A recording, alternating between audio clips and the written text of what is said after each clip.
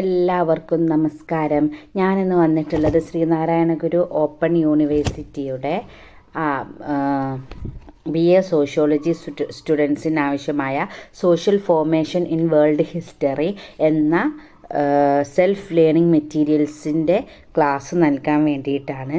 അപ്പോൾ ഞാനിവിടെ ക്ലാസ് എടുക്കുന്നത് മലയാളത്തിലാണ് മലയാളത്തിൽ എക്സാം എഴുതുന്നവർക്ക് ഉപകാരമായിക്കോട്ടെ എന്ന് വെച്ചിട്ടാണ് ഈ ഒരു ക്ലാസ് എടുക്കുന്നത്. അപ്പോൾ നമ്മൾ എന്ത് ചെയ്യണം, ഈ ഒരു ക്ലാസ് കേൾക്കുമ്പോൾ തന്നെ നമ്മുടെ ഇംഗ്ലീഷിൻ്റെ ലേണിംഗ് മെറ്റീരിയൽ നമ്മൾ തുറന്ന് വെക്കണം. എന്നിട്ട് ഓരോ പദത്തിൻ്റെയും ഇംഗ്ലീഷ് വേർഡ്സൊക്കെ നമ്മൾ നോക്കി വെക്കണം. കാരണം എന്താണെന്ന് വെച്ചാൽ ക്വസ്റ്റ്യൻ ഇംഗ്ലീഷിലായിരിക്കും ഉണ്ടാവുക. നമ്മൾ എക്സാം എഴുതുന്നത് മലയാളത്തിലാണെങ്കിലും ക്വസ്റ്റ്യൻ ഫുൾ ഇംഗ്ലീഷിലായിരിക്കും. അപ്പോൾ നമുക്ക് മനസ്സിലാവണം എന്താണെന്ന് നമുക്ക് മനസ്സിലാവണമെങ്കിൽ എന്താവണം, നമ്മൾ ഇംഗ്ലീഷ് വേർഡും മനസ്സിലാക്കുക. അപ്പോൾ ഒന്നാമത്തെ പാഠം ഞാനിങ്ങനെ ഓരോ പാരഗ്രാഫ് ആയിട്ടുള്ള മലയാളം ഇത് വെച്ചിട്ടാണ് ഞാൻ ക്ലാസ് എടുക്കുക. അപ്പോൾ ഫസ്റ്റത്തെ പാഠത്തിൻ്റെ പേര് modes and means of production എന്നാണ്. ഉൽപ്പാദന രീതികളും മാർഗങ്ങളും എന്നാണ് നമ്മുടെ പാഠത്തിൻ്റെ പേര്. അപ്പോൾ അതിൽ ഫസ്റ്റ് തന്നെ ഇംഗ്ലീഷിൽ ഒരുപാട് കൊടുത്തിട്ടുണ്ട്. അതൊന്നും ഞാൻ എടുക്കുന്നില്ല. ഞാൻ പ്രധാനമായിട്ടും നമ്മുടെ ടോപ്പിക്കിലേക്ക് വരികയാണ്. അപ്പോൾ ഫസ്റ്റ് തന്നെ modes and means of production എന്ന ഭാഗം മുതലാണ് ഞാൻ ക്ലാസ് എടുക്കുന്നത്. അതായത് ഉൽപ്പാദന രീതികളും മാർഗങ്ങളും എന്ന ഭാഗം. അപ്പോൾ ഫസ്റ്റ് തന്നെ ഫസ്റ്റ് തന്നെ നമ്മളിതിൽ പറയുന്നത് എന്താണെന്ന് വെച്ചാൽ, എന്താണ് ഉൽപ്പാദന രീതികൾ എന്നതിനെ സൂചിപ്പിക്കുന്നത് എന്നാണ് പറയുന്നത്. തങ്ങളുടെ നിലനിൽപ്പിനും സമൃദ്ധിക്കും ആവശ്യമായ ചരക്കുകളും സേവനങ്ങളും ഉൽപ്പാദിപ്പിക്കുന്നതിന് സമൂഹങ്ങൾ സ്വയം സംഘടിപ്പിക്കുന്ന വിവിധ മാർഗങ്ങളാണെന്ത് ഉൽപ്പാദന രീതികൾ. അത് മറ്റൊരു രീതിയിൽ പറയുകയാണെങ്കിൽ, ഒരു സമൂഹത്തിനുള്ളിലെ ചരക്കുകളുടെയും സേവനങ്ങളുടെയും ഉൽപ്പാദനം, വിതരണം, ഉപഭോഗം എന്നിവ നിയന്ത്രിക്കുന്ന സാമൂഹികവും സാമ്പത്തികവുമായ സംവിധാനങ്ങളാണെന്ത് ഉൽപ്പാദന രീതികൾ. ഇതിലേതെങ്കിലും ഒന്ന് നിങ്ങൾ പഠിച്ചു വെക്കുക. എന്താണ് ഉൽപ്പാദന രീതി എന്നുള്ളത്? നിങ്ങൾക്ക് ഏതാണ് ആപ്റ്റായിട്ടുള്ളത്? ഇപ്പോൾ ഇത് പഠിച്ചു വെച്ചോളൂ. ഒരു സമൂഹത്തിനുള്ളിലെ, ഇപ്പോൾ നമുക്കറിയാം സമൂഹത്തിനുള്ളിലാണല്ലേ ഇതൊക്കെ ഉണ്ടാവും. ഉൽപ്പാദനങ്ങളൊക്കെ ഒരു വ്യക്തി വിചാരിച്ചാലൊന്നും ഉൽപ്പാദനം നടത്താൻ പറ്റില്ല. ഒരു സമൂഹം വേണം. അപ്പോൾ ഒരു സമൂഹത്തിനുള്ളിലെ ചരക്കുകളുടെയും സേവനങ്ങളുടെയും ഉൽപ്പാദനം, വിതരണം, ഉപഭോഗം എന്നിവ നിയന്ത്രിക്കുന്ന സാമൂഹികവും സാമ്പത്തികവുമായ സംവിധാനങ്ങളാണ് എന്ത് ഉൽപ്പാദന രീതികൾ എന്ന് പറയുന്നത് അല്ലേ. അപ്പോൾ ഈ ഉൽപ്പാദന രീതികൾ എന്ന ആശയം എന്താണ്? സാമൂഹികവും സാമ്പത്തികവുമായിട്ടുള്ള ഒരു ചരിത്രത്തെ കുറിച്ചിട്ടാണല്ലോ നമുക്ക് എന്ത് ചെയ്യുന്നത്, മനസ്സിലാക്കി തരുന്നത്. അപ്പോൾ എന്താണ്, കാലക്രമേണ ഈ വ്യത്യസ്ത സമൂഹങ്ങൾ എങ്ങനെ വികസിച്ചു, അതുപോലെ തന്നെ അവരുടെ ഭൗതിക ആവശ്യങ്ങൾ നിറവേറ്റുന്നതിനായി അവരുടെ സാമ്പത്തികവും സാമൂഹികവുമായ ഘടനകൾ എങ്ങനെ ക്രമീകരിച്ചൊക്കെ മനസ്സിലാക്കാൻ നമുക്ക് എന്ത് ചെയ്യും, ഈ ഉൽപ്പാദന രീതികൾ മനസ്സിലാക്കുന്നതിലൂടെ നമ്മളെ സഹായിക്കും അല്ലേ. അപ്പം ഇതിൽ പ്രധാനമായിട്ടും ഉൽപ്പാദന രീതികളുടെ ഉദാഹരണങ്ങളായിട്ട് ഉള്ള ഉദാഹരണങ്ങളായിട്ട് ഇവിടെ പറയുന്നത് പ്രാകൃത കമ്മ്യൂണിസം, അടിമത്തം, ഫ്യൂഡലിസം, മുതലാളിത്തം. അപ്പം നിങ്ങൾ എന്ത് ചെയ്യണം, ഇതിൻ്റെ ഇംഗ്ലീഷ് വാക്കും കൂടി ഒന്ന് പഠിച്ചു വെക്കുക. ഇപ്പോൾ examples of modes of production include primitive communism, അതാണെന്ത് പ്രാകൃത കമ്മ്യൂണിസം, സ്ലേവറി അടിമത്തം, ഫ്യൂഡലിസം അത് നമുക്കറിയാം, ഫ്യൂഡലിസം തന്നെ, ക്യാപിറ്റലിസം മുതലാളിത്തം, സോഷ്യലിസം. അപ്പം എന്താണ്, ഇതിൻ്റെ ഇംഗ്ലീഷ് വേർഡും കൂടി പഠിച്ചു വെക്കുക. അപ്പോൾ ഇതിൽ പ്രധാനമായിട്ടും നിങ്ങൾ പഠിച്ചിരിക്കേണ്ടത് എന്താണെന്ന് വെച്ചാൽ, എന്താണ് ഉൽപ്പാദന രീതികൾ? ഒരു സമൂഹത്തിനുള്ളിലെ ചരക്കുകളുടെയും സേവനങ്ങളുടെയും ഉൽപ്പാദനം, വിതരണം, ഉപഭോഗം എന്നിവ നിയന്ത്രിക്കുന്ന സാമൂഹികവും സാമ്പത്തികവുമായിട്ടുള്ള സംവിധാനങ്ങളാണ് എന്ത് ഉൽപ്പാദന രീതികൾ. ഈ ഉൽപ്പാദന രീതികൾ എന്ത് ചെയ്യാൻ പറ്റും, ഓരോ സമൂഹവും എങ്ങനെ വികസിച്ചു വന്നു എന്ന ഒരു ചരിത്രം നമുക്ക് എന്ത് ചെയ്യാൻ പറ്റും, മനസ്സിലാക്കി തരും. അതിന് ഈ ഉൽപ്പാദന രീതികൾക്കുള്ള ഉദാഹരണങ്ങളാണ് പ്രാകൃത കമ്മ്യൂണിസം, അടിമത്തം, ഫ്യൂഡലിസം, മുതലാളിത്തം, സോഷ്യലിസം എന്നിവ. ഇനി അടുത്ത് നോക്കൂ, ചരക്കുകളുടെയും സേവനങ്ങളുടെയും ഉൽപ്പാദന പ്രക്രിയയിൽ ഉപയോഗിക്കുന്ന ഭൗതികവും മനുഷ്യേതരവുമായ ഇൻപുട്ടുകളെയാണ് ഉൽപ്പാദന മാർഗങ്ങൾ സൂചിപ്പിക്കുന്നത്. അപ്പോൾ നമ്മൾ ഉൽപ്പാദന രീതികൾ പഠിച്ചു അല്ലേ.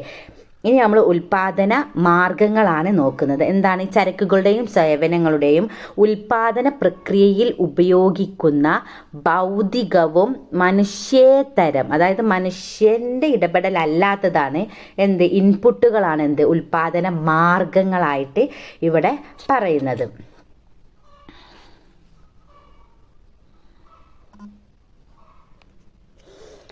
അപ്പോൾ ഈ ഉൽപാദന മാർഗങ്ങളിൽ എന്താണ് ഉൾപ്പെടുന്നവയായിട്ട് പറയുന്നത്? ഈ ഉൽപാദന പ്രക്രിയയിൽ ഉപയോഗിക്കുന്ന അസംസ്കൃത വസ്തുക്കൾ, ഉപകരണങ്ങൾ, യന്ത്രങ്ങൾ, കെട്ടിടങ്ങൾ, മറ്റ് ഭൗതിക അടിസ്ഥാന സൗകര്യങ്ങൾ, ഇവയൊക്കെയാണ് എന്ത്? ഉൽപാദന മാർഗങ്ങൾ. അപ്പോൾ ഇത്രയും പറഞ്ഞപ്പോൾ നിങ്ങൾക്ക് മനസ്സിലായാലും എന്തായില്ല, മനുഷ്യൻ്റെ ഇടപെടലുകളെ നമ്മൾ പറഞ്ഞിട്ടില്ല. അപ്പം മനുഷ്യേതരവും ഭൗതികവുമായിട്ട് ഉൽപാദനത്തിൽ സഹായിക്കുന്ന ഇതിനെയാണ് നമ്മൾ എന്ത് പറയുക? ഉൽപാദന മാർഗങ്ങൾ എന്ന് പറയുക. അതിന് ഉദാഹരണങ്ങളായിട്ട് നിങ്ങൾ അസംസ്കൃത വസ്തുക്കൾ, ഉപകരണങ്ങൾ, യന്ത്രങ്ങൾ, കെട്ടിടങ്ങൾ, മറ്റ് ഭൗതിക അടിസ്ഥാന സൗകര്യങ്ങൾ ഇത് പഠിച്ചു വെക്കുക. അപ്പോൾ ഇതിൽ പ്രധാനമായിട്ട് നിങ്ങൾ പഠിക്കേണ്ടത് ഉൽപാദന രീതികൾ എന്താണ്, ഉൽപാദന രീതികൾക്കുള്ള ഉദാഹരണങ്ങളാണ് പ്രാകൃത കമ്മ്യൂണിസം, ഫ്യൂഡലിസം, ക്യാപിറ്റലിസം, അതൊക്കെ പഠിച്ചു വെക്കുക. പിന്നെ എന്താണ് ഉൽപാദന മാർഗങ്ങൾ? ഈ ഉൽപാദന, അതായത് ഒരു സോഷ്യൽ ഇത് വളർന്നു വരുന്നതിനാവശ്യമായിട്ടുള്ള എന്ത് മനുഷ്യേതരവും ഭൗതികവുമായിട്ടുള്ള ഒരു ഇടപെടലുകളാണ് എന്ത് ഉൽപാദന മാർഗങ്ങൾ. അതിനുള്ള എക്സാമ്പിൾസാണ് നമ്മളിവിടെ കൊടുത്തിട്ടുള്ളത്. എന്ത്? അസംസ്കൃത വസ്തുക്കൾ, ഉപകരണങ്ങൾ, യന്ത്രങ്ങൾ, കെട്ടിടങ്ങൾ, മറ്റ് ഭൗതിക അടിസ്ഥാന സൗകര്യങ്ങൾ എന്നിവ. ഇതാണ് ഇതിൽ പ്രധാനമായിട്ടും പഠിക്കേണ്ടത്. ഇനി അടുത്ത് നോക്കൂ. ഉൽപാദന ഉപാധികൾ ഒരു സമൂഹത്തിനുള്ള വ്യക്തികളോ ഗ്രൂപ്പുകളോ നിയന്ത്രിക്കുന്നതും ഉടമസ്ഥതയിലുള്ളതുമാണ്. കൂടാതെ ആ സമൂഹത്തിനുള്ളിലെ സമ്പത്ത്, അധികാരം, സാമൂഹിക ബന്ധങ്ങൾ എന്നിവയുടെ വിതരണത്തിൽ കാര്യമായ സ്വാധീനം ചെലുത്തുന്നു. ഉദാഹരണത്തിന് മുതലാളിത്ത സമൂഹങ്ങളിൽ ഉൽപാദനോപാധികൾ വ്യക്തികളുടെയോ കോർപ്പറേഷനുകളുടെയോ സ്വകാര്യ ഉടമസ്ഥതയിലുള്ളതാണ്. ഇത് ഗണ്യമായ വരുമാന അസമത്വത്തിനും സാമൂഹിക വർഗീകരണത്തിനും ഇടയാക്കും. ഇതിനു വിപരീതമായി സോഷ്യലിസ്റ്റ് സമൂഹങ്ങളിൽ വിഭവങ്ങളുടെയും അധികാരത്തിൻ്റെയും കൂടുതൽ നീതിയുക്തമായ വിതരണം സൃഷ്ടിക്കുക എന്ന ലക്ഷ്യത്തോടെ ഉൽപാദനോപാധികൾ ഭരണകൂടത്തിൻ്റെയോ തൊഴിലാളികളുടെയോ കൂട്ടായ ഉടമസ്ഥതയിലുള്ളതും നിയന്ത്രിക്കപ്പെട്ടതുമാണ്. അപ്പോൾ അതായത് ഇവിടെ പറഞ്ഞു വന്നിരിക്കുന്നത് എന്താണെന്ന് വെച്ചാൽ ഈ ഉൽപാദന രീതികളും മാർഗങ്ങളൊക്കെ ഓരോ സാമൂഹികമായിട്ടുള്ള മാറ്റങ്ങൾക്ക് എന്ത് ചെയ്യാൻ പറ്റും? സാമൂഹികമായിട്ടുള്ള മാറ്റങ്ങൾക്ക് കാരണമാകുമെന്നാണ് പറഞ്ഞിട്ടുള്ളത്. ഇനി അടുത്ത് നോക്കൂ. കാൾ മാർക്സിൻ്റെ അഭിപ്രായത്തിൽ ഏഷ്യാറ്റിക് ഉൽപാദന രീതി, പുരാതന ഉൽപാദന രീതി, ഫ്യൂഡൽ ഉൽപാദന രീതി, മുതലാളിത്ത ഉൽപാദന രീതി എന്നിങ്ങനെ വ്യത്യസ്തമായ ഉൽപാദന രീതികൾക്ക് മനുഷ്യ ചരിത്രം വിധേയമായിട്ടുണ്ട്. അതായത് നമ്മൾ നേരത്തെ പറഞ്ഞ ഉൽപാദന രീതികൾക്കുള്ള ഉദാഹരണങ്ങളാണ് എന്തൊക്കെയെന്ന് പറഞ്ഞു. എന്തൊക്കെ? Communism, slavery, feudalism, capitalism, socialism, ഇതൊക്കെ നമ്മൾ പറഞ്ഞു. അപ്പോൾ കാൾ മാർക്സിൻ്റെ അഭിപ്രായത്തിൽ എന്താണെന്ന് വെച്ചാൽ ഏഷ്യാറ്റിക് ഉൽപാദന രീതി, പുരാതന ഉൽപാദന രീതി, ഫ്യൂഡൽ ഉൽപാദന രീതി, മുതലാളിത്ത ഉൽപാദന രീതി എന്നിങ്ങനെ വ്യത്യസ്തമായ ഉൽപാദന രീതികൾക്ക് എന്തുണ്ട്? മനുഷ്യ ചരിത്രം വിധേയമായിട്ടുണ്ട്. ഈ ഉൽപാദന രീതികൾക്കൊക്കെ മനുഷ്യൻ്റെ ഒരു ചരിത്രം എന്തായിട്ടുണ്ട്? വിധേയമായിട്ടുണ്ട്. ഒരു സമൂഹത്തിനുള്ളിൽ ഒന്നിലധികം ഉൽപാദന രീതികളുടെ സഹവർത്തിത്വത്തെ അദ്ദേഹം ഊന്നിപ്പറയുന്നു. എന്നിരുന്നാലും ഒരു പ്രബലമായ മോഡ് എന്ന് വെച്ചാൽ മാർഗം മറ്റുള്ളവരെ സ്വാധീനിക്കും. ഭൂമിയുടെ സാമുദായിക ഉടമസ്ഥതയും ബന്ധുത്വ ബന്ധങ്ങളെ അടിസ്ഥാനമാക്കി സംഘടിപ്പിക്കപ്പെട്ട പ്രാകൃത സമൂഹങ്ങളും ഏഷ്യാറ്റിക് ഉൽപാദന രീതിയുടെ സവിശേഷതയായിരുന്നു. അപ്പോൾ ഇനി നമ്മൾ ഈ കാൾ മാർക്സ് പറഞ്ഞ ഓരോ ഉൽപാദന രീതികളുടെ സവിശേഷതകളാണ് എന്ത് പറയുന്നത്. അപ്പോൾ ഒന്നാമത്തെ തന്നെ മനുഷ്യ ചരിത്രത്തിന് വിധേയമായിട്ടുണ്ട് എന്ന് പറഞ്ഞ ഏഷ്യാറ്റിക് ഉൽപാദന രീതിയെക്കുറിച്ച് പറഞ്ഞില്ലേ. അതിൻ്റെ സവിശേഷതയായിട്ട് എന്താ പറയുന്നത്? ഭൂമിയുടെ സാമുദായിക ഉടമസ്ഥതയും ബന്ധുത്വ ബന്ധങ്ങളെ അടിസ്ഥാനമാക്കി സംഘടിപ്പിക്കപ്പെട്ട പ്രാകൃത സമൂഹങ്ങളും ഏഷ്യാറ്റിക് ഉൽപാദന രീതിയുടെ സവിശേഷതയാണ്. ഇനി ഈ രീതിയിൽ സംസ്ഥാനം ആവശ്യ സാമ്പത്തിക സ്രോതസ്സുകളെ നിയന്ത്രിക്കുകയും തൊഴിലും ഉൽപാദനവും നേരിട്ട് ഏറ്റെടുക്കുകയും ചെയ്യുന്നു. അപ്പോൾ ഇവിടെ എന്താണെന്ന് വെച്ചാൽ സംസ്ഥാനമാണ് എന്ത് ചെയ്യുന്നത്? ഏഷ്യാറ്റിക് ഉൽപാദന രീതിയിൽ സംസ്ഥാനമാണ് എന്ത് ചെയ്യുന്നത്? ആവശ്യമായ സാമ്പത്തിക സ്രോതസ്സുകളെ നിയന്ത്രിക്കുന്നത്. അതുപോലെ തന്നെ തൊഴിലും ഉൽപാദനവും ഒക്കെ നേരിട്ട് ഏറ്റെടുക്കുന്നത് എന്താണ്? സംസ്ഥാനമാണ്. അതെന്താണ്? ഉയർന്നു വരുന്ന ചൂഷണ രൂപങ്ങളോടും ഭരണകൂടത്തോടും കൂടി വർഗരഹിതരിൽ നിന്ന് വർഗ സമൂഹങ്ങളിലേക്കുള്ള ഒരു പരിവർത്തന രൂപമായി വർത്തിച്ചു. അപ്പം ഫോർ എക്സാമ്പിൾ ഇതൊക്കെ സർക്കാർ ഏറ്റെടുത്ത എന്താണ്, ചൂഷണം ചെയ്യുന്ന ആ ഒരു വർഗത്തിൽ നിന്ന് എന്താണ് ഒരു ഒരു ഒരു വർഗ സമൂഹത്തിലേക്കുള്ള എന്തായി ഒരു പരിവർത്തനമായിട്ട് മാറി അല്ലേ.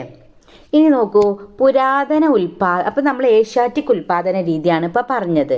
അതായത് ഏഷ്യാറ്റിക് ഉൽപാദന രീതിയിൽ എന്താണ് സംസ്ഥാനങ്ങൾ തന്നെയാണ്, അതായത് അധികാരികൾ, അതായത് നമ്മുടെ എന്താ പറഞ്ഞത് സംസ്ഥാനങ്ങൾ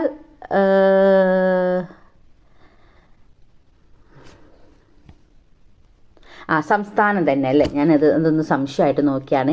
സംസ്ഥാനങ്ങളാണ് എന്ത് ചെയ്യുന്നത്, അതായത് ഉൽപാദന രീതികളും തൊഴിലും അതൊക്കെ നിയന്ത്രിക്കുന്നത് സംസ്ഥാനങ്ങളാണ്. അപ്പം എന്താണ് ഒരു വർഗം ചൂഷണത്തിന് ഇരയാകുന്നതും ചൂഷണം ചെയ്യുന്നതൊക്കെ തടഞ്ഞെന്ത് ചെയ്യും, ആ ഒരു വർഗ സോഷ്യലിസത്തിലെ ഒരു വർഗ സമൂഹത്തിലേക്ക് മാറും. അതാണ് ഏഷ്യാറ്റിക് ഉൽപാദന രീതി. ഇനി പുരാതന ഉൽപാദന രീതി അടിമത്തം ഉൽപാദന വ്യവസ്ഥയായി നിർവചിച്ചു. അപ്പോൾ പുരാതന ഉൽപാദന രീതി എന്ന് പറയുന്നത് എന്താണ്, അടിമത്വത്തിന്റെ ഉദാഹരണമാണ്. അതെന്താണ്, യജമാനന്മാർ അടിമകളെ സ്വന്തമാക്കുകയും അവരുടെ അധ്വാനത്തിന്റെ ഉൽപ്പന്നങ്ങൾ കൈവശപ്പെടുത്തുകയും ചെയ്തു. അതേസമയം അടിമകൾക്ക് അവരുടെ പുനരുൽപാദന മാർഗങ്ങൾ നഷ്ടപ്പെട്ടു. മാർക്സും എംഗൽസും ഫ്യൂഡൽ സമൂഹത്തെ പുരാതന അടിമ സമൂഹത്തിനും മുതലാളിത്ത കാലഘട്ടത്തിനും ഇടയിലുള്ള ഒരു മധ്യഘട്ടമായി വീക്ഷിച്ചു. അപ്പോൾ ഫസ്റ്റ് തന്നെ ഏഷ്യാറ്റിക് ആണല്ലേ ഉൽപാദന രീതി. പിന്നെയാണ് എന്ത് വന്നത്, പുരാതന ഉൽപാദന രീതി. അത് മാർക്സ് എന്തിനോടാണ് ഉപമിച്ചത്, അടിമത്തത്തിനോടാണ് അതായത് എന്തായാലും നമുക്ക് അടിമത്തം എന്ന് പറഞ്ഞാൽ തന്നെ നമുക്കറിയാലോ, ഒരു കുറച്ച് ഉയർന്ന ആൾക്കാർ എന്ത് ചെയ്യുക, കുറച്ച് ആൾ അടിമകളായി വെച്ച് അവരുടെ അധ്വാനം എന്ത് ചെയ്യുക, ഇവർ എന്ത് ചെയ്യാം, ഇവർ അതിൻ്റെ അവരുടെ അധ്വാനത്തിൻ്റെ ഉൽപ്പന്നങ്ങളൊക്കെ ഇവരെന്ത് ചെയ്യുക, കൈവശപ്പെടുത്തുക അല്ലേ. അപ്പോൾ ഈ മാർക്സും എംഗൽസും എന്താ ചെയ്തത്, ഈ ഒരു അടിമത്വത്തെ ഈ ഫ്യൂഡലിസത്തിൻ്റെയും അതുപോലെ തന്നെ മുതലാളിത്തത്തിൻ്റെയും ഇടയിലുള്ള ഒരു ഘട്ടമായിട്ടാണ് എന്ത് ചെയ്തത്, ഒരു മധ്യഘട്ടമായിട്ടാണ് വീക്ഷിച്ചത്. അവിടെ ഫ്യൂഡൽ പ്രഭുക്കന്മാർ അവരുടെ അടിമകളെ ഭൂവാടക വിനിയോഗത്തിലൂടെ ചൂഷണം ചെയ്തു. മാർക്സ് മുതലാളിത്തത്തെ വീക്ഷിച്ചത് ഉൽപാദന ഉപാധികളുടെ സ്വകാര്യ ഉടമസ്ഥതയും തൊഴിലാളി വർഗത്തെ ചൂഷണം ചെയ്യുന്നതുമായ ഘട്ടം എന്ന രീതിയിലാണ്. അപ്പം മാർക്സ് പറയുന്നത് എന്താണെന്ന് വെച്ചാൽ ഈ അടിമത്തം എന്ന് പറയുന്നത് എന്താണ്, ഫ്യൂഡലിസത്തിൻ്റെയും ഏകദേശം മുതലാളിത്തത്തിൻ്റെ ഒക്കെ ഏകദേശം ഒരുപോലായിട്ട് വരും. ഫ്യൂഡലിൽ എന്താണ്, ഫ്യൂഡൽ പ്രഭുക്കന്മാർ എന്താണ്, അവരുടെ അനുയായികൾ എന്താ ചെയ്തത്, അതായത് ഭൂമിയുടെ പേരിൽ എന്ത് ചെയ്തു, ചൂഷണം ചെയ്തു. ഇവിടെ മുതലാളിത്ത വർഗത്തിലോ മുതലാളിമാരെന്ത് ചെയ്താണ്, തൊഴിലാളി വർഗത്തെ ചൂഷണം ചെയ്തു. അതുപോലെ ഒന്ന് തന്നെയാണ് എന്ത്, പുരാതന ഉൽപാദന രീതി അടിമത്വം എന്ന് ആര് വീക്ഷിച്ചത്, മാർക്സ് വീക്ഷിച്ചത്. മാർക്സിൻ്റെ ആശയം പോലെ ഉൽപാദന രീതിയെ നയിക്കുന്നത് മനുഷ്യാധ്വാനവും സാങ്കേതിക വിദ്യയും വിഭവങ്ങളും പോലുള്ള ഉൽപാദന ഉപാധികളും ഉൾപ്പെടെയുള്ള ഉൽപാദന ശക്തികളാൽ നയിക്കപ്പെടുന്നു. അപ്പം എന്താണ് നമുക്ക് മാർക്സിൻ്റെ ആശയം എന്താണ്, ഉൽപാദന രീതിയെ നയിക്കുന്ന എന്താണ്, മനുഷ്യാധ്വാനാണ്, സാങ്കേതിക വിദ്യയാണ്, വിഭവങ്ങളാണ്. ഇതൊക്കെ പോലുള്ള ഉൽപാദനോപാധികളാണ് എന്ത് ചെയ്യുന്നത്, ഉൽപാദനത്തെ നയിക്കുന്നത്. ഈ ഉൽപാദന ശക്തികൾ വസ്തുവകകളുടെ ഉടമസ്ഥാവകാശം, സാമൂഹിക നിയമങ്ങൾ, ആചാരങ്ങൾ, വ്യത്യസ്ത വിഭാഗങ്ങൾക്കിടയിലുള്ള അധികാര ചലനാത്മകത എന്നിവയുൾപ്പെടെയുള്ള ഉൽപാദന ബന്ധങ്ങൾക്കുള്ളിൽ പ്രവർത്തിക്കുന്നു.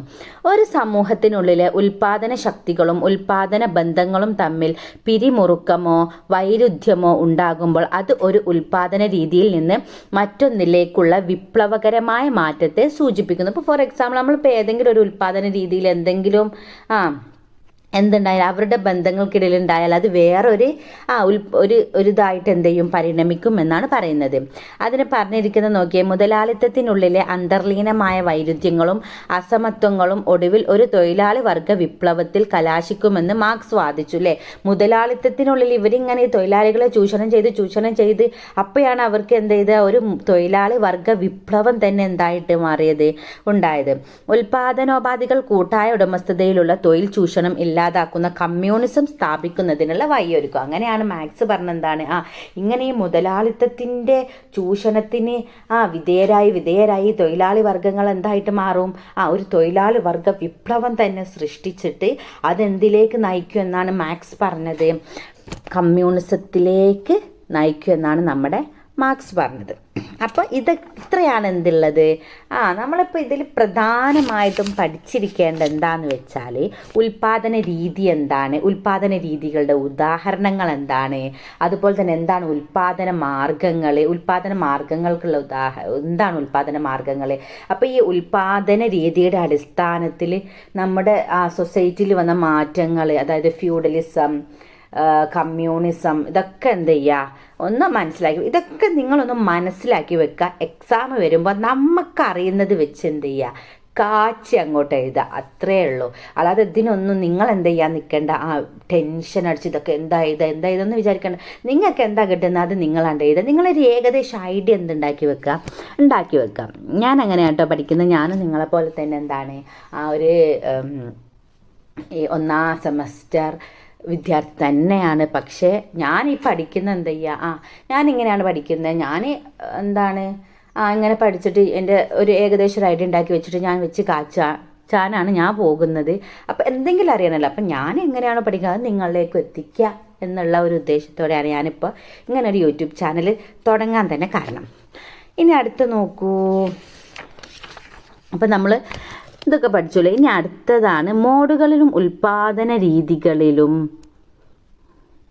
ഉൽപ്പാദന മാർഗങ്ങളിലും വന്ന മാറ്റങ്ങൾ. അതായത് ഉൽപ്പാദന രീതികളിലും ഉൽപ്പാദന മാർഗങ്ങളിലും വന്ന മാറ്റങ്ങൾ എന്തൊക്കെയാണെന്നാണ് ഇനി നമ്മൾ പഠിക്കാൻ പോകുന്നത്. Changes in modes and means of production, ഇതാണ് നമ്മൾ പഠിക്കുന്നത്. അപ്പോൾ ഇതിൽ കുറേ ഉണ്ട് കേട്ടോ. അത് നിങ്ങൾ എന്ത് ചെയ്യുക, പോയിന്റ് ആക്കിയിട്ട് പഠിക്കാം. അപ്പോൾ ഇതാ 1.1.2 മോഡുകളും ഉൽപ്പാദന മാർഗങ്ങളിലും വന്ന മാറ്റങ്ങൾ. അതിൽ ഒന്നാമത്തേതായിട്ട് പറയാം. ഒന്നാമത്തെ മാറ്റമാണ് വേട്ടയാടൽ ശേഖരണം. എന്താണെന്ന് നോക്കിയാലോ നമുക്ക്. ആദ്യകാല സമൂഹങ്ങളിൽ ആളുകൾ അവരുടെ അതിജീവനത്തിനുള്ള പ്രാഥമിക മാർഗമായി വേട്ടയാടലും ശേഖരിക്കലുമായിരുന്നു. അവർ മാംസത്തിനായി മൃഗങ്ങളെ വേട്ടയാടി നദികളിലും സമുദ്രങ്ങളിലും മത്സ്യം, സസ്യങ്ങൾ, പഴങ്ങൾ, ചുറ്റുമുള്ള പരിസ്ഥിതി എന്നിവ ശേഖരിക്കുന്നു. ഈ ഉൽപാദന രീതിയെ വേട്ടയാടുന്നയാൾ ഉൽപാദന രീതി എന്നാണ് അറിയപ്പെടുന്നത്. ഈ പേര് കേട്ടാൽ തന്നെ മനസ്സിലാവില്ല എന്താണ് വേട്ടയാടൽ ഉൽപാദന രീതി അല്ലേ. ഇതൊന്നും നമ്മൾ എന്ത് ചെയ്യാൻ നിൽക്കേണ്ടത്, ഒറ്റ വായിക്കലിനാണ്ട് വിടുക. വേട്ടയാടുന്ന സമൂഹങ്ങളുടെ സവിശേഷത കുറഞ്ഞ ഉൽപാദനക്ഷമതയും സ്ഥിരമായ വാസസ്ഥലങ്ങളുടെ അഭാവവുമാണ്. അപ്പോൾ ഈ ഒരു എന്താണ് ഉൽപാദന രീതികൾക്ക് എന്തുണ്ട്, ഒരു പരിമിതി ഉണ്ട്. എന്താണ് വേട്ടയാടുന്ന സമൂഹങ്ങളുടെ സവിശേഷം കുറഞ്ഞ ഉൽപാദനക്ഷമ. ഈ വേട്ടയാടിയിട്ട് നമുക്ക് എന്ത് ചെയ്യാൻ പറ്റില്ല, ഒരുപാടൊന്നും ഉണ്ടാക്കാൻ പറ്റില്ല, കുറഞ്ഞ ഉൽപാദനമേ ഉണ്ടാവുള്ളൂ. അതുപോലെ തന്നെ സ്ഥിരമായ വാസസ്ഥലം, ഒരു സ്ഥിരമായ ഒരു വാസസ്ഥലത്ത് നിന്നുകൊണ്ട് ഇപ്പോൾ അവരിപ്പോൾ ഒരു സ്ഥിരമായ ഒരു വാസസ്ഥലത്ത് നിന്നുകൊണ്ട് ഒരു വേട്ടയാടി കുറേ കഴിയുമ്പോൾ അവിടുത്തെ എന്ത് ചെയ്യും, വേട്ടയാടാനുള്ള സാധനങ്ങളൊക്കെ തീരുമ്പോൾ അപ്പോൾ അവരെന്ത് ചെയ്യും, അടുത്ത ഇതിലേക്ക് പോകും. അങ്ങനെ പോയ ഒരു സ്ഥിരമായ വാസസ്ഥലമല്ല. അതുപോലെ തന്നെ കുറഞ്ഞ ഉൽപാദനക്ഷമതയാണുള്ളത്. ആളുകൾ ഭക്ഷണവും വിഭവങ്ങളും തേടി ചുറ്റിക്കറങ്ങുന്നു. പലപ്പോഴും കുടുംബാംഗങ്ങളുടെ ചെറിയ ഗ്രൂപ്പുകളായി ജീവിക്കും. തൊഴിൽ വിഭജനവും പരിമിതമായിരുന്നു. മനുഷ്യ സമൂഹങ്ങൾ വികസിച്ചപ്പോൾ വേട്ടയാടുന്നതിന് പുരുഷന്മാരും ശേഖരിക്കുന്നതിന് സ്ത്രീകളും ഉത്തരവാദികളായിരുന്നു. അത് എന്ത് ചെയ്യാനാ നമുക്ക് തന്നെ അറിയാം അല്ലേ. എന്താണ് പിന്നീടാണ് എന്ത് ചെയ്തത്, ഓരോ പിന്നെ അവർ ചെറിയ ചെറിയ കൂട്ടങ്ങളായി അവരിങ്ങനെ മാറി മാറി പോവല്ലേ വാസസ്ഥലം കൂട്ടങ്ങളായി. അപ്പോൾ എന്ത് ചെയ്തു, ഇനി പുരുഷന്മാർ വേട്ടയാടാൻ പോയിക്കോട്ടെ, സ്ത്രീകൾ എന്ത് ചെയ്യുക, വേട്ടയാടി കൊണ്ടുവന്നൊക്കെ ശേഖരിച്ച് സെറ്റാക്കി വെച്ചോട്ടെ എന്നിങ്ങനെ എന്താക്കി തീരുമാനിച്ചു. അങ്ങനെ എന്തായി, അങ്ങനെ ജനസംഖ്യ വർദ്ധിച്ചു. പുതിയ രീതികളും ഉൽപാദന മാർഗങ്ങളും ഉയർന്നു വന്നു. ഏകദേശം 10,000 വർഷങ്ങൾക്ക് മുമ്പ് മിഡിൽ ഈസ്റ്റിൽ ആരംഭിച്ച കൃഷിയിലേക്കുള്ള പരിവർത്തനമാണ് ഏറ്റവും പ്രധാനപ്പെട്ട സംഭവ വികാസങ്ങളിലൊന്ന്. കൃഷി ആളുകളെ മികച്ച ഭക്ഷണം ഉൽപ്പാദിപ്പിക്കാൻ അനുവദിച്ചു. ഇത് പ്രത്യേക തൊഴിലുകൾ, വ്യാപാരം, സ്ഥിരമായ വാസസ്ഥലങ്ങളുടെ വളർച്ച എന്നിവയിലേക്ക് നയിച്ചു. അപ്പം നമ്മുടെ ഉൽപാദന രീതികളിലും മാർഗങ്ങളിലും വന്ന ഒന്നാമത്തെ മാറ്റാണ് എന്ത്, വേട്ടയാടൽ ശേഖരണം എന്ന് പറയുന്നത്. അതെന്താണ്, പണ്ട് കാലത്ത് എന്താണ് ഒരു സ്ഥിരമായ ഒരു വാസസ്ഥലമോ അല്ലെങ്കിൽ ഒന്നും അവർക്ക് ഉണ്ടായിരുന്നില്ല. അതുപോലെ തന്നെ ഉൽപാദനക്ഷമതയും വളരെ കുറവായിരുന്നു. അങ്ങനെ അവരെന്ത് ചെയ്തു, പിന്നീട് ഇങ്ങനെ ചെറിയ ചെറിയ കുടുംബങ്ങളായിട്ടൊക്കെ ജീവിച്ചു. എന്നിട്ട് ആണുങ്ങൾ എന്ത് ചെയ്യാൻ പോയി, വേട്ടയാടാൻ പോയി, പെണ്ണുങ്ങൾ വീട്ടിലിരുന്നു. അങ്ങനെ ജനസംഖ്യയൊക്കെ വർദ്ധിച്ചു. അപ്പം എന്താണ്, ഇതുകൊണ്ടൊന്നും തെയ്യാതായപ്പോൾ പിന്നെയാണ് അവർക്ക് എന്ത് മനസ്സിലായത്, ഈ നമ്മുടെ വേട്ടയാടി കൊണ്ടുവരുന്നതാണ് നമുക്ക് തന്നെ ഉണ്ടാക്കിയാൽ എന്ത് ചെയ്യാൻ പറ്റും, നമുക്ക് വീണ്ടും എന്ത് ചെയ്യാൻ പറ്റും, ജീവിക്കാൻ പറ്റുമെന്ന് വിചാരിക്കുന്നു. അങ്ങനെയാണ് കൃഷിയിലേക്കുള്ള ഒരു മാറ്റം സംഭവിച്ചത്. ഇനി രണ്ടാമതാണ് എന്ത്, കാർഷിക ഉൽപാദന രീതി. അപ്പോൾ ഒന്നാമത് കഴിഞ്ഞോട്ട് ഇനി രണ്ടാമത്തെ മാറ്റമാണ് നമ്മൾ പറയാൻ പോകുന്നത്. അഗ്രേറിയൻ മോഡ് ഓഫ് പ്രൊഡക്ഷൻ എന്നാണ് അതിൻ്റെ ഇംഗ്ലീഷ്. നമ്മുടെ വേട്ടയാടൽ ശേഖരണം എന്നുള്ളത് ഹണ്ടിങ് ആൻഡ് ഗ്യാതറിംഗ് ആണ്. അപ്പോൾ ഇതൊക്കെ കണ്ടാൽ തന്നെ നമുക്ക് മനസ്സിലാവും അല്ലേ. ഇനി കാർഷിക ഉൽപാദന രീതി. കൃഷിയിലേക്കുള്ള മാറ്റം മനുഷ്യ ചരിത്രത്തിലെ ഒരു പ്രധാന വഴിത്തിരിവായിരുന്നു. ഭക്ഷണം ഉൽപ്പാദിപ്പിക്കുന്നതിനുള്ള കൂടുതൽ വിശ്വസനീയവും കാര്യക്ഷമവുമായ മാർഗം ഇത് പ്രദാനം ചെയ്തു. ഇത് ജനസംഖ്യാ വളർച്ചയ്ക്കും കൂടുതൽ സങ്കീർണമായ സാമൂഹികവും സാമ്പത്തികവുമായ ബന്ധങ്ങളുടെ വികാസത്തിനും കാരണമായി. സസ്യങ്ങളുടെയും മൃഗങ്ങളുടെയും വളർത്തൽ, വാസസ്ഥലങ്ങളുടെ വികസനത്തിനും വേട്ടയാടലിനും ശേഖരണത്തിനും ഒപ്പം വിളകളുടെ കൃഷിക്കും കാരണമായി. കാർഷിക വാസസ്ഥലങ്ങളുടെ വളർച്ച കർഷകരുടെ മികച്ച ഉൽപാദനത്തിലേക്ക് നയിച്ചു. കരകൗശല വസ്തുക്കൾ, വ്യാപാരം തുടങ്ങിയ പുതിയതും പ്രത്യേകവുമായ സൃഷ്ടികളും പ്രത്യക്ഷപ്പെട്ടു.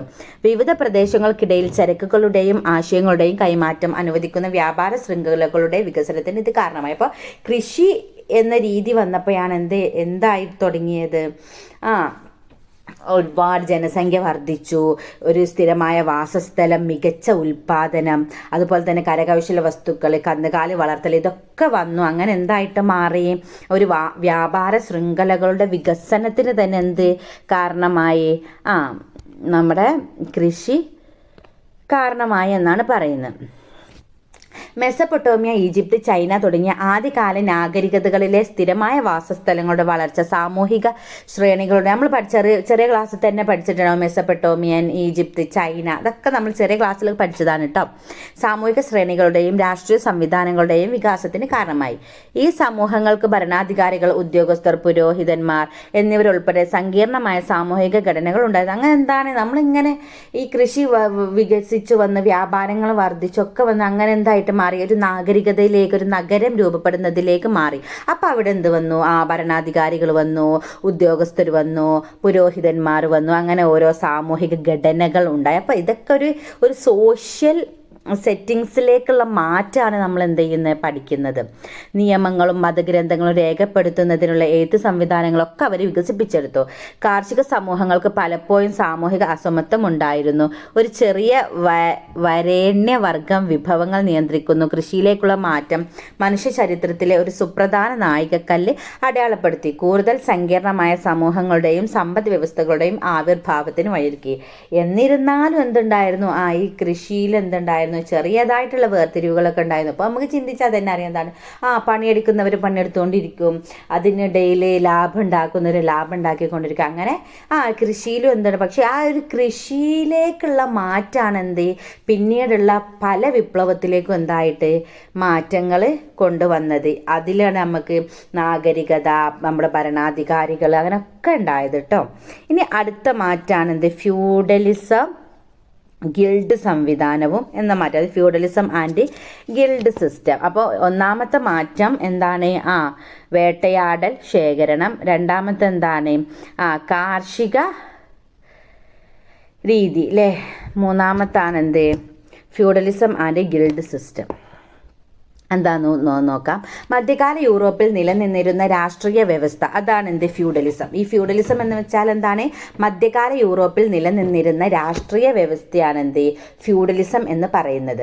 പ്രഭുക്കന്മാരുടെയും സാമന്തന്മാരുടെയും ശ്രേണീബദ്ധമായ വ്യവസ്ഥിതിയോടെ സംരക്ഷണത്തിനും വിശ്വസ്തതക്കുമായി ഭൂ ഉടമസ്ഥതയും അധ്വാനവും കൈമാറ്റം ചെയ്യുന്നതിനെ അടിസ്ഥാനമാക്കിയുള്ളതായിരുന്നു അത്. ഫ്യൂഡലിസത്തിന് കീഴിലുള്ള പ്രാഥമിക ഉൽപാദന രീതി കൃഷിയായിരുന്നു. അപ്പോൾ ഈ ഫ്യൂഡലിസത്തിന്റെ പ്രാഥമിക ഉൽപാദന രീതി കൃഷിയായിരുന്നു. അപ്പോൾ അവിടെ ഇങ്ങനെ തട്ടായിരുന്നു കേട്ടോ. ഫസ്റ്റ് എന്തുണ്ടാവും, ഭൂ ഉടമകൾ ഉണ്ടാവും, അവർക്ക് എന്താ പറയുക, പ്രഭുക്കന്മാർ എന്നാ പറയുക. പിന്നെ അവർക്ക് താഴെ എന്തുണ്ടാവും, കർഷകരുണ്ടാവും, അവരെ സെർഫുകൾ എന്നാ പറയുക. അപ്പോൾ എന്താണ്, അവരുടെ അധ്വാനത്തിനും അവരുടെ വിളകളുടെ വിഹിതത്തിനും പകരമായി ഭൂമിയും സംരക്ഷണവും. അപ്പോൾ എന്താണ്, ഈ ഭൂ ഉടമകൾ, പ്രഭുക്കന്മാർ എന്ത് ചെയ്യും, അവർക്ക് ഭൂമിയും സംരക്ഷണവും കൊടുക്കും. ഈ കർഷകരോ അവരുടെ അധ്വാനത്തിലൂടെയുള്ള ഉൽപാദനക്കാർക്കും കൊടുക്കും, പ്രഭുക്കന്മാർക്കും കൊടുക്കും. അതാണ് ഫ്യൂഡലിസം. രണ്ടാളുകളാണുള്ളത്, കർഷകരും ഭൂവുടമകളും, പ്രഭുക്കന്മാരും സെർഫുകളും. ഭൂവുടമകൾ ഭൂമി കൊടുക്കും, അതുപോലെ തന്നെ അവർക്കുള്ള സംരക്ഷണം കൊടുക്കും. ഇവരെന്ത് ചെയ്യും, അവരുടെ ഭൂമിയിൽ കൃഷി ചെയ്തിട്ട് എന്താണ് അതിൻ്റെ ഉൽപ്പാദനവും ലാഭവും ഒക്കെ അവർക്ക് കൊടുക്കും.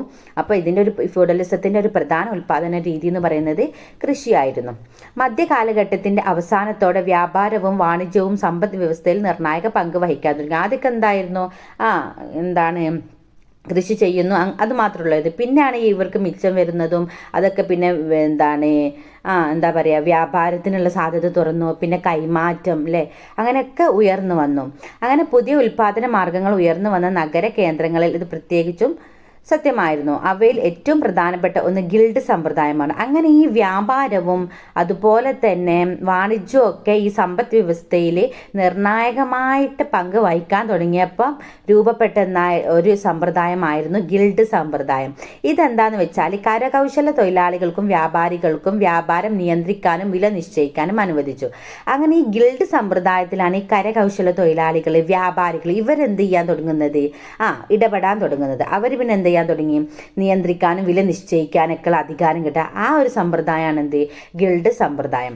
മധ്യകാല യൂറോപ്പിലെ പട്ടണങ്ങളിലും നഗരങ്ങളിലും ജോലി ചെയ്തിരുന്ന കരകൗശല വിദഗ്ധരുടെയും വ്യാപാരികളുടെയും സംഘടനകളാണ് ഗിൽഡുകൾ. അപ്പോൾ എന്താണ് ഗിൽഡുകൾ? ഈ ഒരു മധ്യകാല യൂറോപ്പിലെ പട്ടണം, നഗരം ഇവിടെയൊക്കെ ജോലി ചെയ്തിരുന്ന കരകൗശല വിദഗ്ധരുടെയും വ്യാപാരികളുടെയൊക്കെ സംഘടനകളാണ് എന്ത്, ഗിൽഡുകൾ എന്ന് പറയുന്നത്. അപ്പോൾ അവരെന്ത് ചെയ്യും, ഗുണനിലവാരം, നിയന്ത്രിത വിലകൾ എന്നിവയ്ക്കായി അവർ മാനദണ്ഡങ്ങൾ നിശ്ചയിച്ചു. പരിശീലനം, അപ്രന്റീസ്ഷിപ്പുകൾ വാഗ്ദാനം ചെയ്യുന്നത് പോലുള്ള വിവിധ മാർഗങ്ങൾ എന്ത് ചെയ്തു, അവരുടെ അംഗങ്ങൾക്ക് പിന്തുണ നൽകുകയൊക്കെ ചെയ്തു. അങ്ങനെ ഗിൽഡ് സംവിധാനം കരകൗശല തൊഴിലാളികൾ അവരുടെ വ്യാപാരം നിയന്ത്രിക്കാനും അവരുടെ താല്പര്യങ്ങൾ സംരക്ഷിക്കാനും അനുവദിച്ചു. അതേസമയം എന്ത് ചെയ്തു, അവരും അവരുടെ ഗിൽഡ് സമ്പ്രദായത്തിലുള്ളവർക്ക് ഇതൊക്കെ പിന്തുണയും ഐക്യദാർഢ്യവും ഒക്കെ നൽകി. അപ്പോൾ ഇതാണ് എന്ത്, ഫ്യൂഡലിസവും ഗിൽഡ് സമ്പ്രദായം. അപ്പോൾ ഫ്യൂഡലിസം എന്ന് വെച്ചാൽ എന്താ, അവിടെ രണ്ടാൾക്കാരുണ്ടാവുക, പ്രഭുക്കന്മാരും കർഷകരും.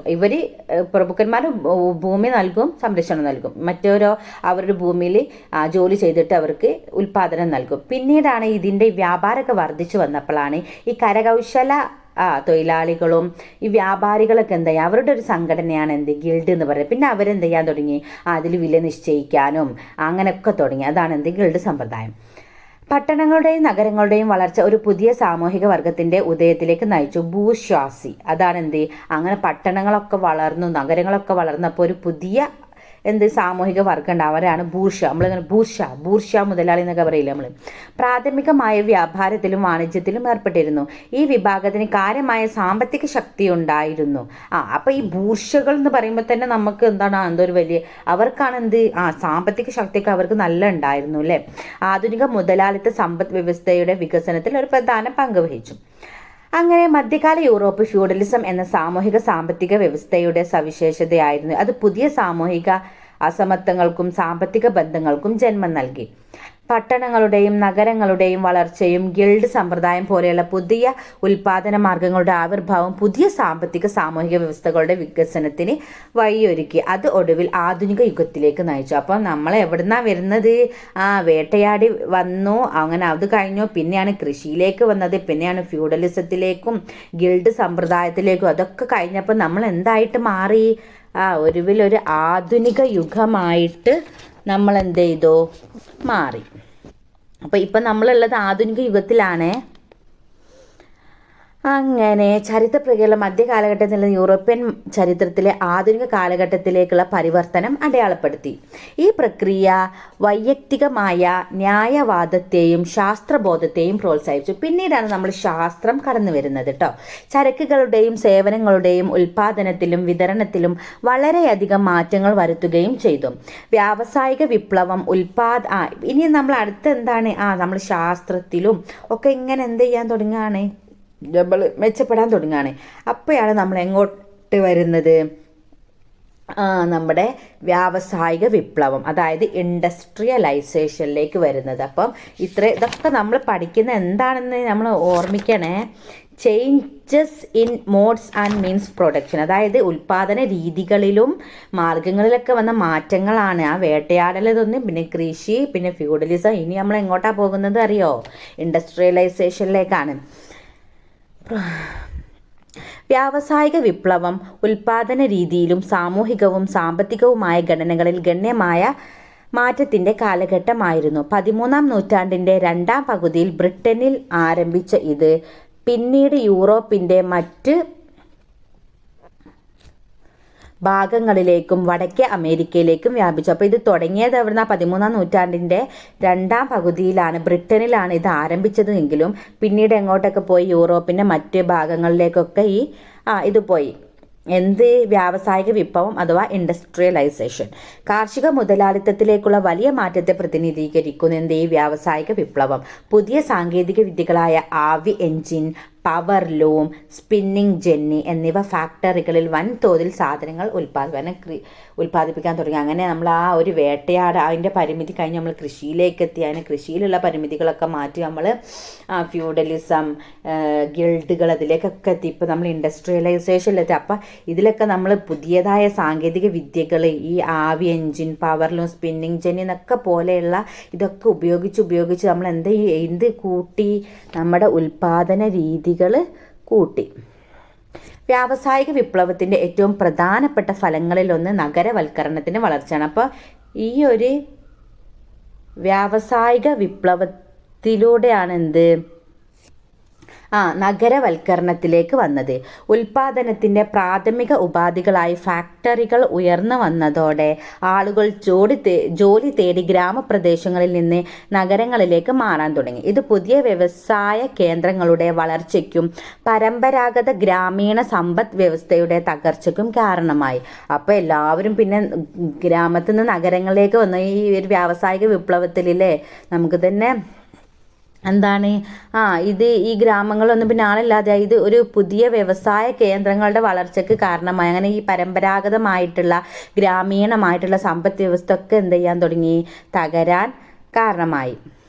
വ്യാവസായിക മുതലാളിത്തത്തിൻ്റെ ഉദയം ഫാക്ടറി ഉടമകൾ, മാനേജർമാർ, മറ്റ് പ്രൊഫഷണലുകൾ എന്നിവരടങ്ങുന്ന ഒരു പുതിയ മധ്യവർഗത്തിൻ്റെ വളർച്ചയ്ക്കും ഇത് കാരണമായി. അപ്പോൾ ആ ഒരു ഗ്രാമപ്രദേശങ്ങളിൽ നിന്ന് നഗരവൽക്കരണം വന്നു. അപ്പോൾ നഗരവൽക്കരണം വന്ന മാനേജർമാർ, അതുപോലെ തന്നെ ഫാക്ടറി ഉടമകൾ, മുതലാളികൾ, അങ്ങനെ പറഞ്ഞ ഒരു പുതിയ വർഗത്തെ തന്നെ ഈ ഇൻഡസ്ട്രിയലൈസേഷനിലൂടെ രൂപപ്പെടാൻ തുടങ്ങി. വ്യാവസായിക വിപ്ലവം പരമ്പരാഗത കരകൗശല വസ്തുക്കളിലും കാര്യമായ സ്വാധീനം ചെലുത്തി. വൻതോതിലുള്ള ഉൽപാദനം സാധ്യമായതോടെ പരമ്പരാഗത കരകൗശല വസ്തുക്കളുടെ മൂല്യം കുറഞ്ഞു. കൂടാതെ നിരവധി വൈദഗ്ധ്യമുള്ള കരകൗശല വിദഗ്ധർ ഫാക്ടറികളിൽ ജോലി തേടാൻ നിർബന്ധിതരായി. ഇത് അപ്പോൾ നമ്മൾ പറഞ്ഞല്ലേ, ഈ ഗിൽഡുകൾ എന്താന്ന് നമ്മൾ പറഞ്ഞിരുന്നു അല്ലേ. കരകൗശല വ്യാപാരികളായിട്ടുള്ളവരുടെയൊക്കെ ഒരു ഇതാണ് അല്ലേ. പട്ടണങ്ങളിലും നഗരങ്ങളിലൊക്കെ താമസിച്ചിരുന്ന കരകൗശല ആളുകളുടെയും പിന്നെന്താണ് വ്യാപാരികളുടെയൊക്കെ ഒരു കൂട്ടായ്മയാണ്. അപ്പം ഈ ഫാക്ടറികൾ ഇതൊക്കെ വന്നതോടെ അവരുടെ പ്രാധാന്യം കുറഞ്ഞു. അപ്പം അവരും ഈ ഒരു ഇൻഡസ്ട്രിയലൈസേഷനിലേക്ക് വരാൻ അവരും നിർബന്ധിതരായി. അപ്പോൾ അവരുടെ ഈ ഗിൽഡുകളുടെ തകർച്ചയ്ക്കും തൊഴിലാളി വർഗത്തിൻ്റെ അവകാശ സംരക്ഷണത്തിൽ ശ്രദ്ധ കേന്ദ്രീകരിച്ച പുതിയ തൊഴിൽ പ്രസ്ഥാനങ്ങളുടെ ഉദയത്തിനും കാരണമായി. അപ്പോൾ ഈ ഗിൽഡുകളൊക്കെ നശിച്ചുപോയേ. പിന്നെ അവിടെ തൊഴിലാളികൾക്കാണ് വന്നത്, പവർ വന്നത്. വിപ്ലവം അങ്ങനെ പുതിയ പ്രത്യയശാസ്ത്രങ്ങളുടെ ആവിർഭാവത്തിലേക്ക് നയിച്ചു. 18ഉം 19ഉം നൂറ്റാണ്ടുകളിൽ അത് യൂറോപ്യൻ രാജ്യങ്ങൾക്കിടയിൽ കോളനിവൽക്കരണം, ചൂഷണം, പരസ്പര സംഘർഷങ്ങൾ എന്നിവയിലും കലാശിച്ചു. അപ്പോൾ ഈ വ്യാവസായിക വിപ്ലവമൊക്കെ വന്നതിലൂടെ ഈ പ്രത്യയശാസ്ത്രങ്ങളിലൊക്കെ മാറ്റം വരാൻ തുടങ്ങി. അങ്ങനെ അത് യൂറോപ്യൻ രാജ്യങ്ങൾക്കിടയിലുള്ള കോളനിവൽക്കരണം, ചൂഷണം, പരസ്പര സംഘർഷങ്ങൾ ഇതിലേക്കൊക്കെ നയിച്ചു അല്ലേ. അങ്ങനെയാണ് നമ്മൾ ഇന്ത്യക്കാരൊക്കെ ആരുടെ കീഴിലായി പോകുന്നത്, ബ്രിട്ടൻ്റെ കീഴിലൊക്കെ ആയി പോകുന്നത്. ഇങ്ങനെ മാറ്റങ്ങൾ വന്നിട്ടാണ്. അങ്ങനെ അത് ഉൽപാദന രീതിയിലും സാമൂഹികവും സാമ്പത്തികവുമായ ഘടനയിലും വലിയ മാറ്റത്തെ പ്രതിനിധീകരിക്കുന്നു. അത് ആധുനിക വ്യാവസായിക മുതലാളിത്തത്തിന്റെ തുടക്കം കുറിക്കുകയും ലോക സമ്പദ് വ്യവസ്ഥയിലും സമൂഹങ്ങളിലും ദൂരവ്യാപകമായ പ്രത്യാഘാതങ്ങൾ ഉണ്ടാക്കുകയും ചെയ്തു. അങ്ങനെ ഈ ഒരു വ്യാവസായിക വിപ്ലവം കൊണ്ട് ഗിൽഡുകളൊക്കെ ഇല്ലാതായിപ്പോയി. അതുപോലെ തന്നെ ചൂഷണങ്ങളും ആധുനിക വ്യാവസായിക മുതലാളിത്തത്തിനൊക്കെ തുടക്കം കുറിക്കുകയൊക്കെ ചെയ്തു. അങ്ങനെ ഇത് എന്തിന് കാരണമായി? നമ്മൾ ലോക സമ്പദ് വ്യവസ്ഥയിൽ തന്നെ സമൂഹങ്ങളിലൊക്കെ ദൂരവ്യാപകമായ പ്രത്യാഘാതങ്ങൾ ഉണ്ടാക്കുകയും ചെയ്തു.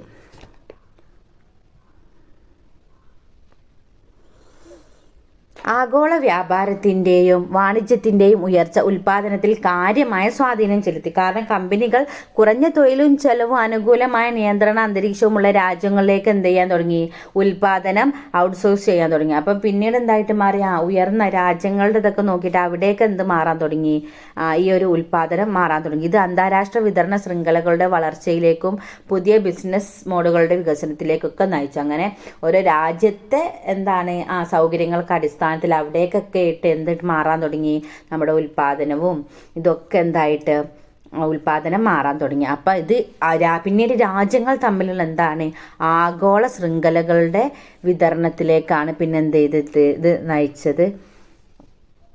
അതായത് എന്താണ് സമയത്തിനുള്ള ഉൽപ്പാദനം അല്ലേ. ഉൽപ്പാദന രീതിയിലും ഉപാധികളിലുമുള്ള ഈ മാറ്റങ്ങൾ ദൂരവ്യാപകമായ സാമൂഹികവും സാമ്പത്തികവുമായ പ്രത്യാഘാതങ്ങൾ ഉണ്ടാക്കി. ഒരു വശത്ത് അവർ നവീകരണത്തിനും സംരംഭകത്വത്തിനും പുതിയ അവസരങ്ങൾ സൃഷ്ടിച്ചു. അതുപോലെ തന്നെ ഉയർന്ന തലത്തിലുള്ള ഉൽപാദനക്ഷമതയും കാര്യക്ഷമതയും. മറുവശത്ത് അവ പരമ്പരാഗത വ്യവസായങ്ങളുടെ സ്ഥാനചലനത്തിനും നിരവധി തൊഴിലാളികൾക്ക് ജോലി നഷ്ടപ്പെടുന്നതിനും കാരണമായി. ഇപ്പം നിങ്ങളൊന്ന് ആലോചിച്ച് നോക്കിക്കഴിഞ്ഞാൽ വേറെ വേറെ രാജ്യങ്ങളിലേക്കൊക്കെ പോകുമ്പോൾ ആ രാജ്യത്തുള്ളവർക്ക് എന്തായിരുന്നു, ജോലി നഷ്ടപ്പെടാണ്. ഒരു വശത്ത് നല്ലത് വന്നപ്പോൾ ഒരു വശത്ത് എന്തായി, അത് നമുക്ക് ഈ ജോലിക്ക് പോകുന്നതിനും പരമ്പരാഗത വ്യവസായങ്ങളുടെ സ്ഥാനചലനത്തിന് നിരവധി തൊഴിലാളികൾക്ക് ജോലി പോകുന്നതിനൊക്കെ കാരണമായി. പ്രത്യേകിച്ച് ഉൽപാദനം മുമ്പ് ഒരു പ്രധാന തൊഴിൽ സ്രോതസ്സായിരുന്ന വികസിത രാജ്യങ്ങൾക്കാണ് എന്ത് ചെയ്ത് വലിയ അടിയായിട്ട് മാറിയത്. കൂടാതെ ആഗോളവൽക്കരണവും സേവന വ്യവസായങ്ങളുടെ വളർച്ചയും വരുമാന അസമത്വത്തിന് കാരണമായി. കാരണം സേവന മേഖലയിലെ ഉയർന്ന വൈദഗ്ധ്യമുള്ള ജോലികൾ ഉൽപ്പാദനത്തിലും കാർഷിക മേഖലയിലും കുറഞ്ഞ നൈപുണ്യമുള്ള ജോലികളേക്കാൾ കൂടുതൽ പ്രതിഫലം നൽകുന്നു. പല രാജ്യങ്ങളിലും സമ്പന്നരും ദരിദ്രരും തമ്മിലുള്ള വിടവ് വർദ്ധിക്കാൻ ഇത് കാരണമായി. അങ്ങനെ എന്തായിട്ട് മാറി, സമ്പന്നര് ദരിദ്രർ ഇവർ തമ്മിലുള്ള ഇതൊക്കെ എന്ത് ചെയ്യാൻ തുടങ്ങി, വർദ്ധിക്കാൻ തുടങ്ങി. അങ്ങനെ എന്താണ്, ചുരുക്കത്തിൽ എന്താണ്, ഈ സാങ്കേതിക മുന്നേറ്റങ്ങൾ, ആഗോളവൽക്കരണം, മാറിക്കൊണ്ടിരിക്കുന്ന ഉപഭോക്തൃ ആവശ്യങ്ങൾ എന്നിവയാൽ നയിക്കപ്പെടുന്ന ഉൽപാദന രീതിയും ഉപാധികളൊക്കെ എന്താണ്, ഈ മാറ്റങ്ങളൊക്കെ ലോകമെമ്പാടുമുള്ള സമൂഹങ്ങളിലും സമ്പദ് വ്യവസ്ഥകളിലും ഗുണപരവും പ്രതികൂലവുമായ സ്വാധീനം ചെലുത്തി. ഇന്ന് നമ്മുടെ ലോകത്തെ അത് രൂപപ്പെടുത്തുന്നത് ഇങ്ങനെ തുടർന്നു കൊണ്ടേയിരിക്കുകയാണ്. ഇപ്പം നിന്നിട്ടില്ല. ഇപ്പം നമ്മൾ എവിടെ എത്തി നിൽക്കുകയാണ്, ഇൻ്റർനെറ്റ് യുഗത്തിൽ എത്തി നിൽക്കുകയാണ്. അവിടെ ഇപ്പം നമ്മൾ പഠിച്ചെത്തി നിൽക്കുന്ന എവിടെയാണ്, വ്യാവസായിക വിപ്ലവത്തിലാണ്. അതുപോലെ തന്നെ ടെക്നോളജി ബേസ്ഡ് പ്രൊഡക്ഷനിലാണ്. അപ്പോൾ ഇതിലിപ്പോൾ നമുക്ക് പ്രധാനമായിട്ടും പഠിക്കാനുള്ള എന്താണെന്ന് വെച്ചാൽ ഇതിൻ്റെ ഒരു റീക്യാപ്പ് നമ്മൾ ഇതിൽ പഠിക്കുന്നുണ്ട്. ഇത് നിങ്ങളൊന്ന് മനസ്സിലാക്കി വെക്കുക. റീക്യാപ്പ് ആണ് അവരുടെ നിലനിൽപ്പിനും സമൃദ്ധിക്കും ആവശ്യമായ ചരക്കുകളും സേവനങ്ങളും ഉൽപ്പാദിപ്പിക്കുന്നതിന് സമൂഹങ്ങൾ സ്വയം സംഘടിപ്പിക്കുന്ന വിവിധ മാർഗങ്ങളെയാണ് ഉൽപ്പാദന രീതികൾ എന്ന് പറയുന്നത്. അതായത് തങ്ങളുടെ നിലനിൽപ്പിനും സമൃദ്ധിക്കും ഒക്കെ ആവശ്യമായ ഈ ചരക്കുകൾ, സേവനങ്ങൾ ഇതൊക്കെ ഉൽപ്പാദിപ്പിക്കാൻ എന്താണ്, സമൂഹങ്ങൾ തന്നെ സ്വയം സംഘടിപ്പിക്കുന്ന മാർഗങ്ങളാണ് എന്ത്, ഉൽപ്പാദന രീതികൾ. ഉൽപ്പാദന മാർഗങ്ങൾ എന്ന് പറയുന്നത് എന്താണ്, ചരക്കുകളുടെയും സേവനങ്ങളുടെയും ഉൽപ്പാദന പ്രക്രിയയിൽ ഉപയോഗിക്കുന്ന ഭൗതികവും മനുഷ്യേതരവുമായ ഇൻപുട്ടുകളാണ്. അതായത് ഈ ഉൽപ്പാദന രീതികളിൽ എന്താണ്, ഉൽപ്പാദന മാർഗം ചരക്കുകളുടെ സേവനങ്ങൾ ഇതിലൊക്കെ ഉപയോഗിക്കുന്ന ഭൗതികവും മനുഷ്യേതരമാണ്. മനുഷ്യനല്ല മനുഷ്യ ഇതരം ആയിട്ടുള്ള രീതികളാണ് എന്ത്, ഉൽപ്പാദന മാർഗങ്ങൾ എന്ന് പറയുന്നത്. ഇപ്പോൾ ഫോർ എക്സാമ്പിൾ അസംസ്കൃത വസ്തുക്കൾ, എന്താ പറയുക, നമ്മൾ ഉപകരണങ്ങൾ ഇതൊക്കെ പെടും. ഇനി ഉൽപാദന, വേട്ട, ശേഖരണം, കാർഷിക രീതി, ഫ്യൂഡലിസം, ഗിൽഡ് സിസ്റ്റം എന്നിവയുടെ മോഡുകളിലും മാർഗങ്ങളിലും വന്ന മാറ്റങ്ങളൊക്കെയാണ് പറഞ്ഞത്. ആദ്യം എന്താ ഉണ്ടായിരുന്നത്, വേട്ടയാടലും ശേഖരണവും ആയിരുന്നു അല്ലേ. പിന്നെ കാർഷിക രീതി വന്നു, പിന്നെ ഫ്യൂഡലിസം വന്നു, ഗിൽഡ് സിസ്റ്റം വന്നു അല്ലേ. അതിനൊക്കെ ശേഷം എന്ത് വന്നു, വ്യാവസായികവൽക്കരണം വന്നു, നഗരവൽക്കരണം, ഇതിൻ്റെ വളർച്ച, പിന്നെ അതുപോലെ തന്നെ പരമ്പരാഗത കരകൗശല വസ്തുക്കളിൽ സ്വാധീനം. അപ്പോഴാണ് എന്ത് വന്നത്, നമ്മളെ ഗിൽഡുകൾ ഇല്ലാതായി പോയത്. പിന്നെന്താണ്, സാങ്കേതിക വിദ്യ അടിസ്ഥാനമാക്കിയുള്ള ഉൽപ്പാദനം. 20-ാം നൂറ്റാണ്ടിൽ സാങ്കേതിക പുരോഗതി, ആഗോളവൽക്കരണം, മാറിക്കൊണ്ടിരിക്കുന്ന ഉപഭോക്തൃ ആവശ്യങ്ങൾ എന്നിവ കാരണം പുതിയ രീതികളും ഉൽപ്പാദന മാർഗങ്ങളും ഉയർന്നു വന്നു. സേവന മേഖലകളുടെ ഉയർച്ച പല രാജ്യങ്ങളിലും സാമ്പത്തിക നോമിക് പ്രവർത്തനത്തിൻ്റെ പ്രധാന ഉറവിടമായി പരമ്പരാഗത ഉൽപ്പാദനം മാറ്റി. കമ്പ്യൂട്ടറുകളും ഇൻ്റർനെറ്റും ഉൾപ്പെടെയുള്ള വിവരസാങ്കേതിക വിദ്യയുടെ വളർച്ചയും ഗതാഗത ആശയവിനിമയ സംവിധാനങ്ങളുടെയും ബിസിനസ് സ്ഥാപനങ്ങളുടെ പ്രവർത്തനത്തെയും മാറ്റിമറിച്ചു. ഇതിപ്പോൾ ഒരു 20-ാം നൂറ്റാണ്ടിലുള്ള കാര്യമാണ് ഇപ്പോൾ പറഞ്ഞത്, ടെക്നോളജി ബേസ്ഡ് പ്രൊഡക്ഷൻ. ഇനി അടുത്ത കുറച്ച് ഒബ്ജക്റ്റീവ് ചോദ്യങ്ങളുണ്ട് നമ്മുടെ ബുക്കിൽ. അതാണ് ഉൽപാദന രീതി എന്നതുകൊണ്ട് എന്താണ് അർത്ഥമാക്കുന്നത്? അതിൻ്റെ ഉത്തരം ഇവിടെ ഉണ്ട്, ഞാൻ വായിച്ചുതരാം. ഒരു സമൂഹത്തിനുള്ളിൽ ചരക്കുകളുടെയും സേവനങ്ങളുടെയും ഉൽപാദനം, വിതരണം, ഉപഭോഗം എന്നിവ നിയന്ത്രിക്കുന്ന സാമൂഹികവും സാമ്പത്തികവുമായിട്ടുള്ള സംവിധാനങ്ങളെയാണ് നമ്മൾ എന്ത് പറയുക? ഉൽപാദന രീതി. ഉൽപാദനം എന്നതുകൊണ്ട് എന്താണ് അർത്ഥമാക്കുന്നത്? ചരക്കുകളുടെയും സേവനങ്ങളുടെയും ഉൽപാദന പ്രക്രിയയിൽ ഉപയോഗിക്കുന്ന ശാരീരികവും മനുഷ്യേതരവുമായ ഇൻപുട്ടുകളാണെന്ത്? ഉൽപാദനം. ഇനി അടുത്ത് നോക്കൂ, കാർഷിക വികസനവുമായി ബന്ധപ്പെട്ടിരിക്കുന്ന ഉൽപാദന രീതി ഏതാണ്? കാർഷിക ഉൽപാദന രീതി. ഗിൽഡ് സമ്പ്രദായത്തിൽ ഒരു സാധാരണ ഉൽപാദന രീതി എന്തായിരുന്നു? കരകൗശല വിദ്യ ആയിരുന്നു അല്ലേ? വ്യാവസായവൽക്കരണം എന്തിലേക്ക് നയിച്ചു? നഗരവൽക്കരണത്തിലേക്കാണ് നയിച്ചത്. ഇനി മാർക്സ് പരാമർശിച്ച ഉൽപാദന രീതികൾ ഏതൊക്കെയാണ്? ഏഷ്യാറ്റിക്, പുരാതനം, ഫ്യൂഡൽ, മുതലാളിത്ത രീതികളാണ് എന്ത് മാർക്സ് നിർദ്ദേശിച്ചത്. 20-ാം നൂറ്റാണ്ടിൽ ഉൽപാദന രീതികളിലും ഉൽപാദന ഉപാധികളിലും മാറ്റങ്ങൾ വരുത്തിയത് എന്താണ്? സാങ്കേതിക പുരോഗതി. 20-ാം നൂറ്റാണ്ടിലെത്തിയപ്പോൾ തന്നെ സാങ്കേതിക പുരോഗതിയാണ് എന്ത് ചെയ്തിട്ടുള്ളത്? മാറ്റങ്ങൾ വരുത്തിയത്.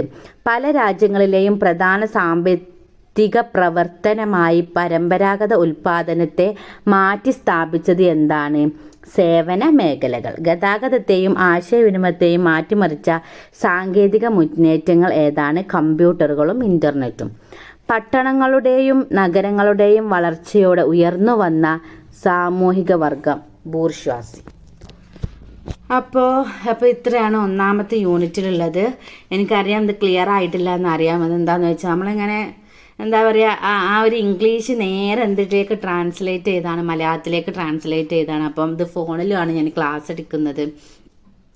അപ്പം എന്തുണ്ടാവും, നിങ്ങൾക്ക് ഒരുപാട് ബുദ്ധിമുട്ടുണ്ടാവും. നിങ്ങൾക്ക് വായിക്കാനൊന്നും കിട്ടുന്നത്, എന്നാൽ എൻ്റെ ക്ലാസ് കേട്ടിട്ട് നിങ്ങൾക്ക് മനസ്സിലായിട്ടുണ്ടാവും എന്നാണ് ഞാൻ വിചാരിക്കുന്നത്.